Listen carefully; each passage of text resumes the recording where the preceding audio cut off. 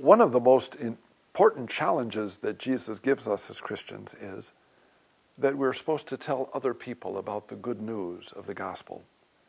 For us, that's hard. We want to be kind of private, and we're afraid that if we do go out and tell people about Jesus, they're going to laugh at us and maybe put us down for things that other people have said and done that makes us kind of embarrassed. But irregardless of all of our fears, the message that comes through in Jesus is that we are called to be people to tell others the good news of Christ. Well, in the three Gospels, Matthew, Mark, and Luke, there's a story that Jesus tells that is common to all three Gospels, and that doesn't happen with all of his parables.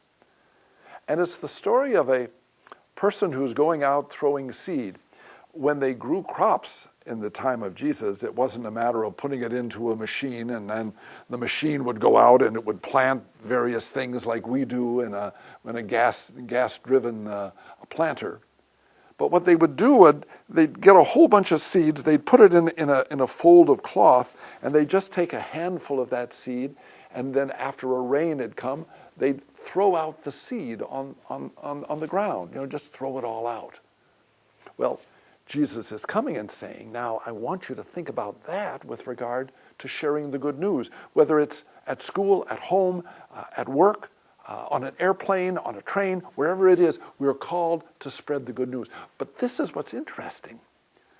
Jesus wants to stand with us with that urgency of preaching, but he says, be careful that you don't become discouraged, because when you throw out seed, some seed falls on the road, and there's a path, and people step on it, and it dies. So some of the seed doesn't work. And some of the seed falls on rocky land. Oh, it might go down just a little bit, but it doesn't go far enough, and then it comes up, and then it dies.